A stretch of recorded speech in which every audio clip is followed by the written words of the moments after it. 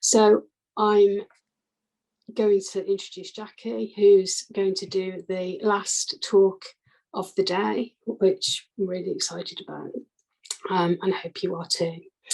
So Dr. Jacqui Dillon is an activist, author and speaker, and has lectured and published worldwide on trauma, abuse, hearing voices, psychosis, dissociation and healing.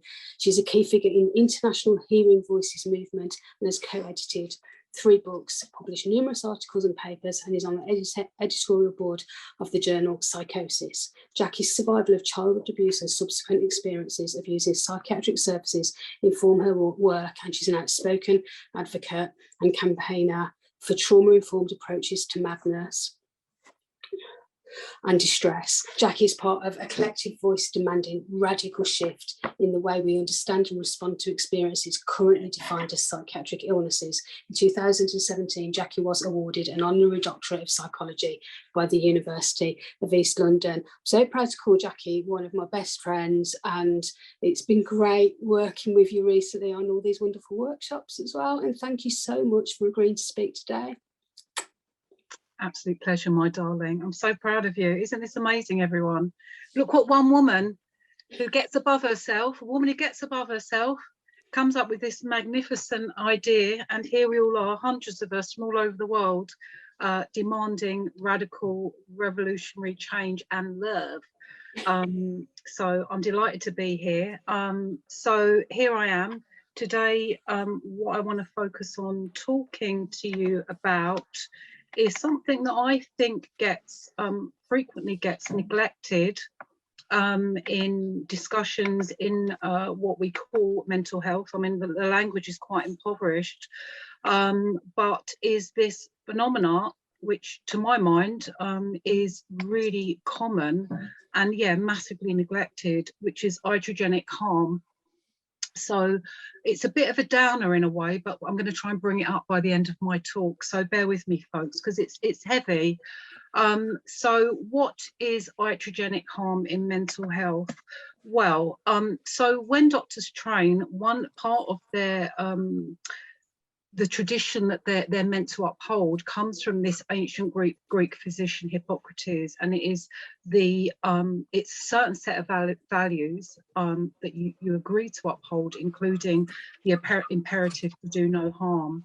So following our encounters with traditional psychiatric service, for many of us survivors, both the ideas and the practices of biomedical psychiatry has proven to be really harmful. And one of the things I want to do is try and draw that out a little bit.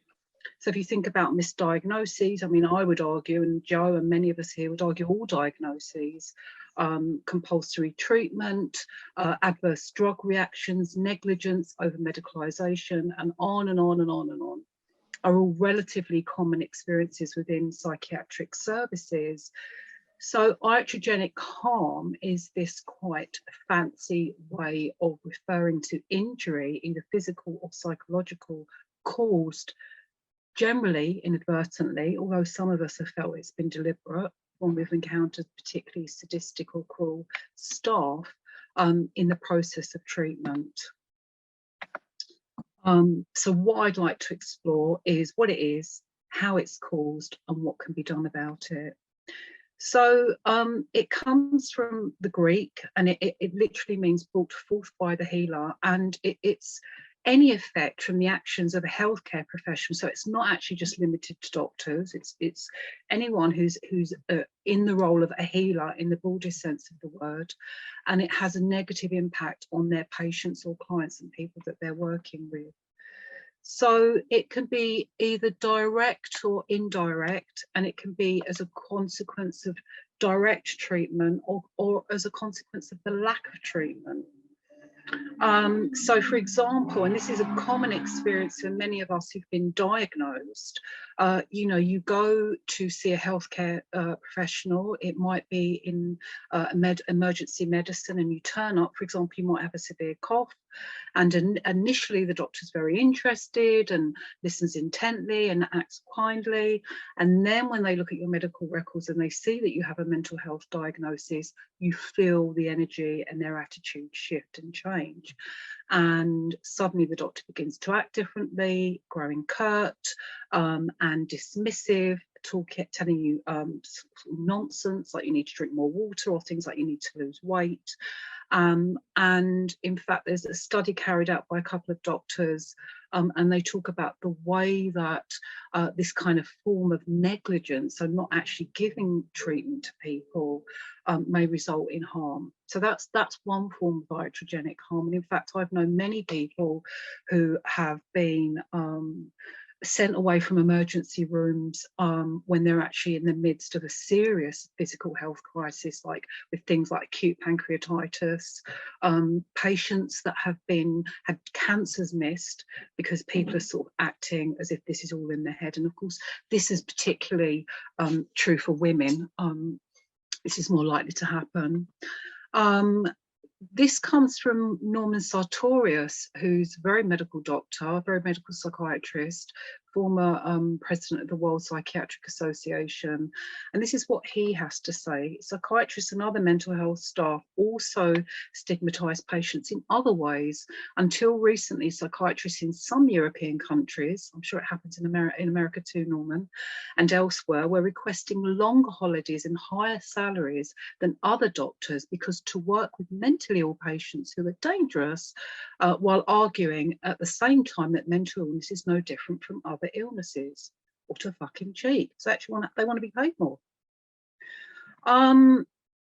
So a lot of this is actually being published in the British Medical Journal. So at least this is a subject that, you know, is being kind of acknowledged, but it's incredibly fragmented and not much out there at all, actually.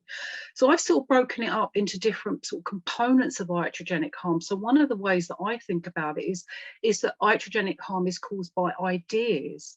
So ideas that are dominant in mental health and that are kind of taken as read and not really thought about as being contested ideas.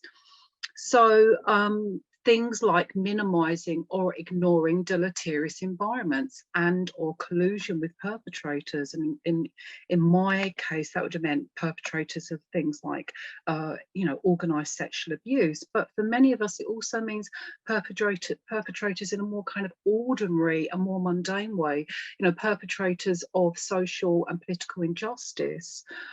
People that uphold unhealthy and inequitable power structures, you know, ignoring reactions to adversity and abuse and often reframing them as symptoms of mental illness. You know, we see young women in particular being diagnosed with things like borderline personality disorders and, you know, really serious and harmful early experiences being ignored.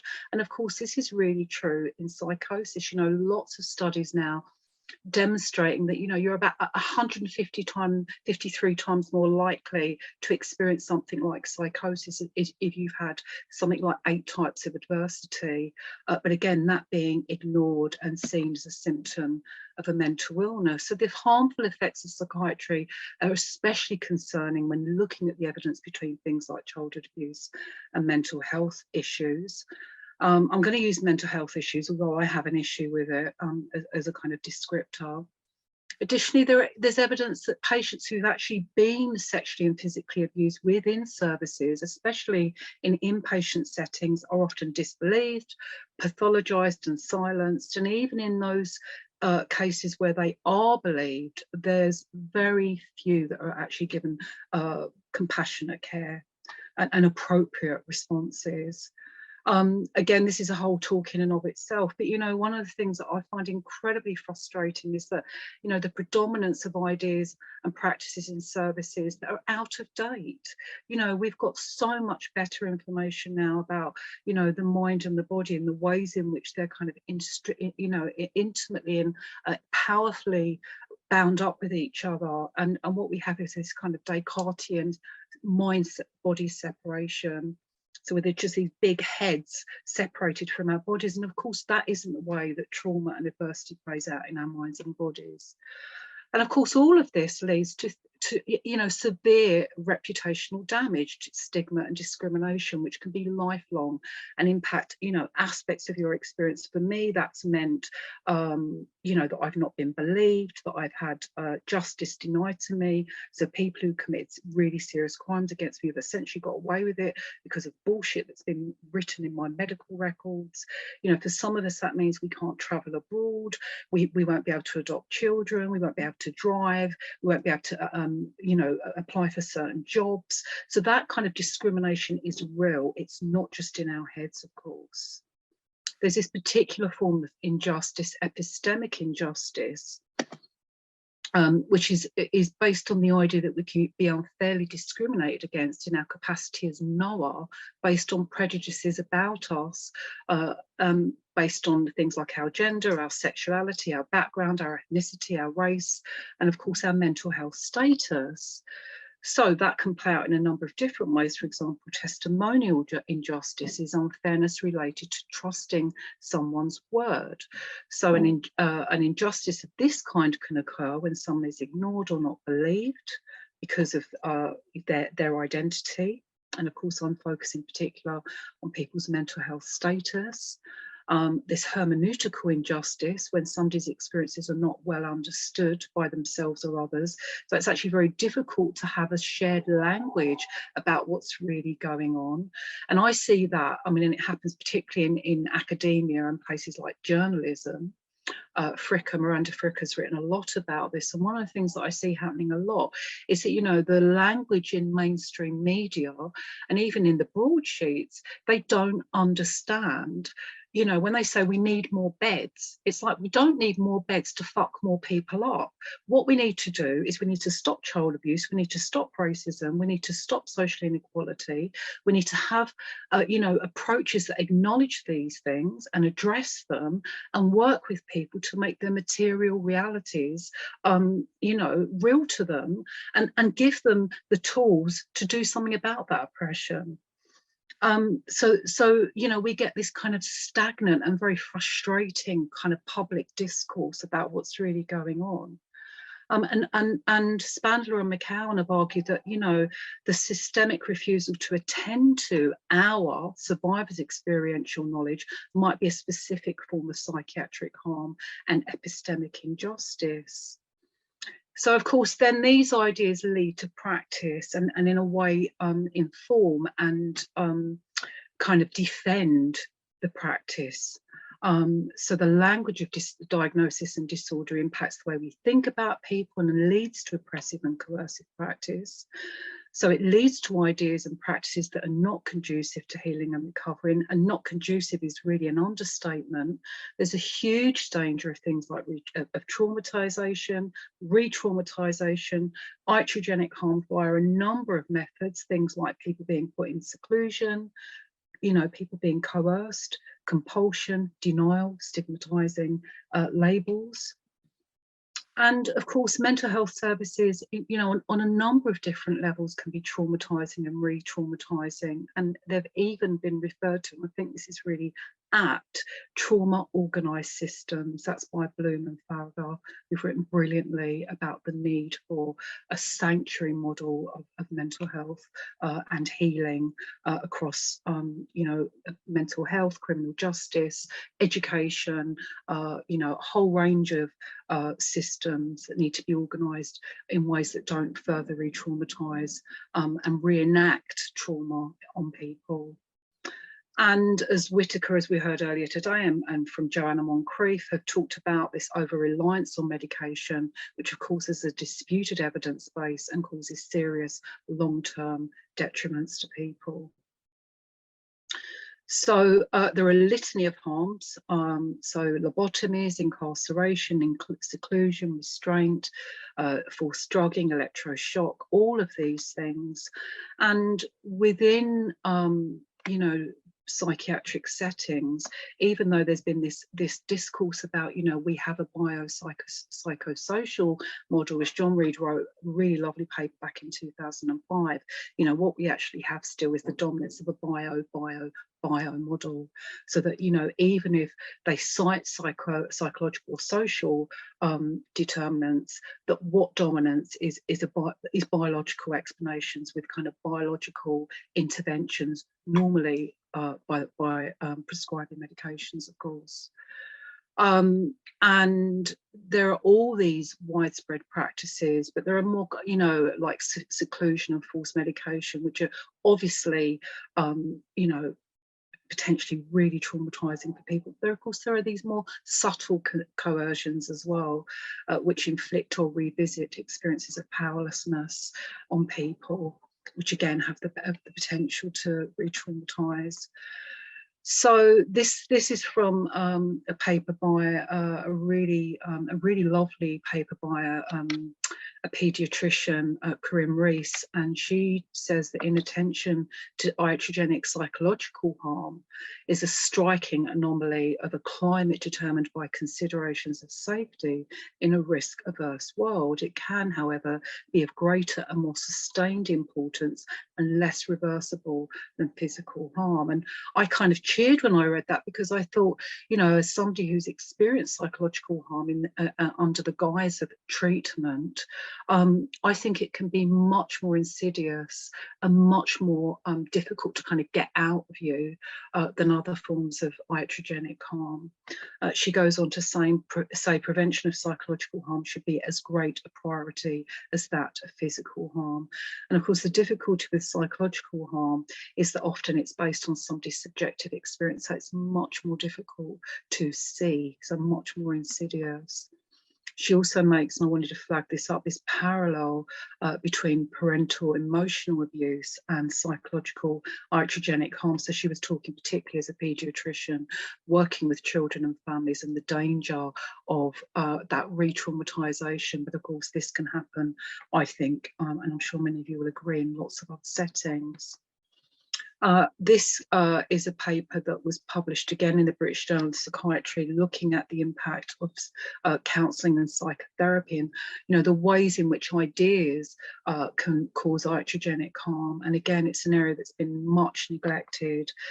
So, you know, as there are more therapies being offered to people, it's becoming clear that psychological treatments cannot at once be psychoactive and harmless. You know, if they're actually going to be having an impact on people, then they of course have the potential to be harmful too. So part of the difficulty in accumulating knowledge about the plethora of ways that psychological interventions can cause iatrogenic harm is there's no systematic way, of describing adverse effects of treatment.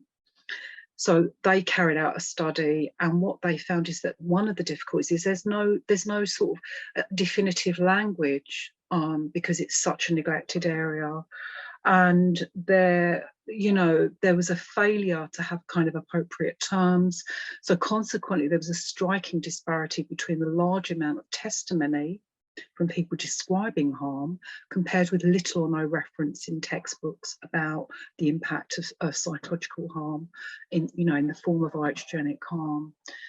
So it's difficult to report the proportion. They estimated about 5%.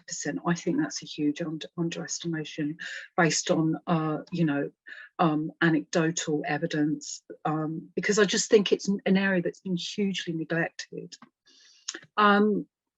So they proposed 3 ways forward. First of all, that we actually have a standardised way of measuring iatrogenic harm in psychological therapies. And they said that there seemed to be these range of adverse effects, so referring to significant episodes during or shortly after treatment, where people made serious suicide attempts, or there were kind of hospital admissions, things like this. Observable significant deterioration, so a creation of kind of new symptoms.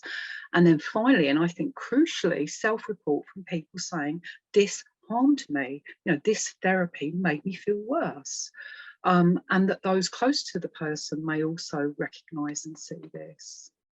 And of course, really powerful accounts from people about the effects of psychiatric medications. So tons of examples out there.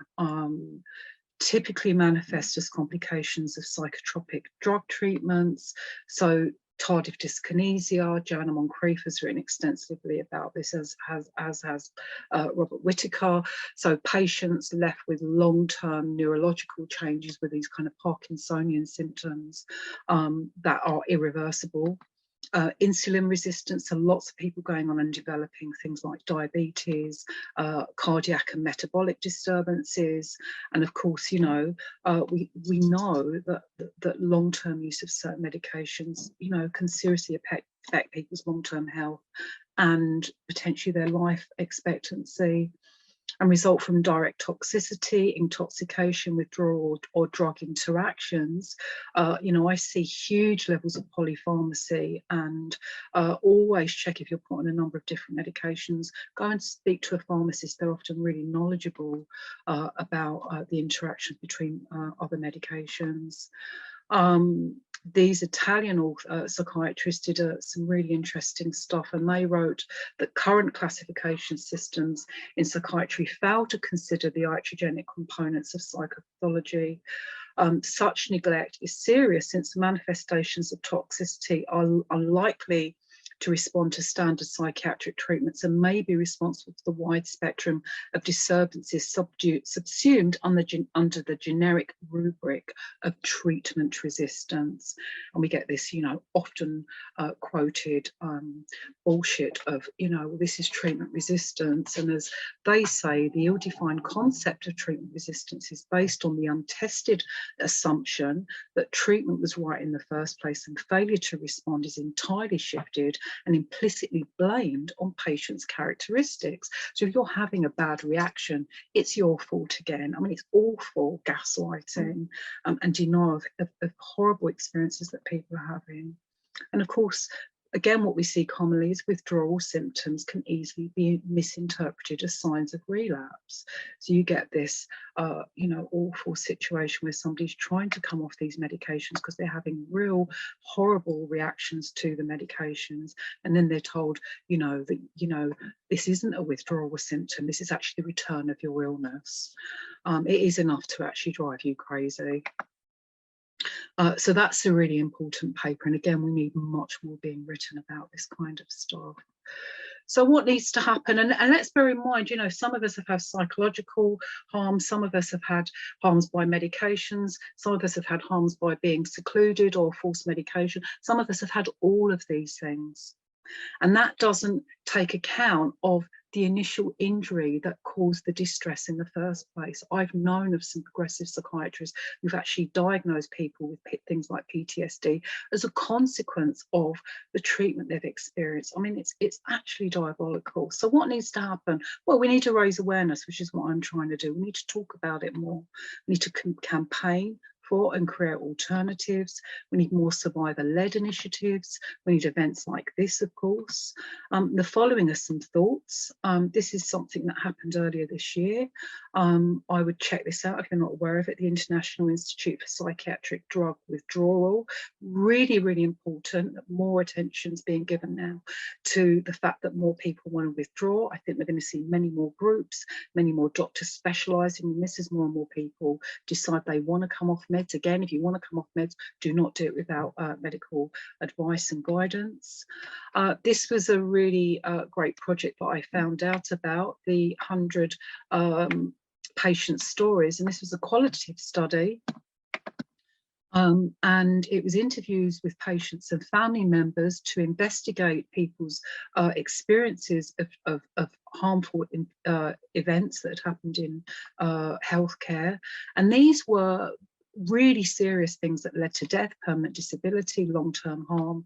And what they found is that disclosure of error is a patient right, and that apology or expressions of regret should not include these kind of what they described as linguistic gymnastics. Sorry that you felt, you know, those kind of mind-boggling statements, but actually, I'm sorry, we're sorry. And what they saw is that people wanted a factual explanation. They wanted to understand what had happened. They wanted to discuss the consequences, and they wanted to describe what was being done to make sure it didn't happen again.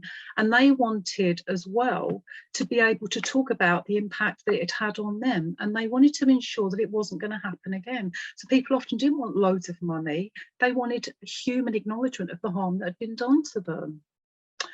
Spandler and McEwen have written this paper, and one of the things they talk about is the need, and lots of people have talked about this, of course. This comes out of the truth and reconciliation processes that came out of South Africa post-apartheid, and they describe an innovative truth and reconciliation process as an important transitional step towards accomplishing reparation and justice by acknowledging the breadth and depth of service user and survivor grievances. This may be a precondition for effective alliances between workers and service user survivors. As a result, new forms of dialogic communication and horizontal democracy might emerge that could sustain future alliances and prefigure the social relations necessary for more humane mental health services. So another way of thinking about that is that if you're a professional, what it means is that if you want to work to create new, more humane mental health services alongside survivors, that you may need to hear how angry people are and not take it personally. It's not directed at you. You are a representative of somebody who works for services, and people have been terribly harmed, and they need to express that. And once that is acknowledged and people feel heard, then you might be able to start building alliances together. My final quote, John, don't worry, I'm about to wrap up. I can see you there. We've got 5 minutes, Jacqui, so you okay, brilliant. I'll stop talking so fast then. Comes from this paper by the wonderful late Jan Warcraft and Shulks, and again they talk about, which is a similar idea, that actually the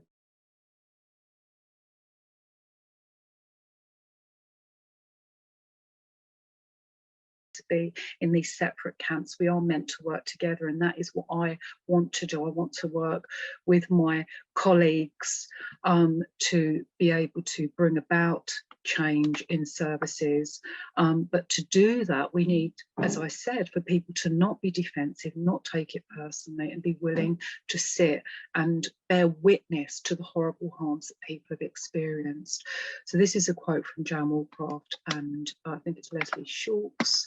The first step is to identify the wrongs through gathering the testimonials of service users, survivors and their friends, families and allies. Justice must include the reform of all laws and practices so that they can recognise our full human rights on an equal level with others. This means especially ending false treatment, ensuring support is always informed choice and involvement, and ultimately compensation informs to be negotiated with users and survivors at national and international levels. So I think we're a long way from that, but I think having an idea of what we might want and how we might move forward in the future to prevent more iatrogenic harm being meted out on people is an important first step. Thank you for listening, everyone.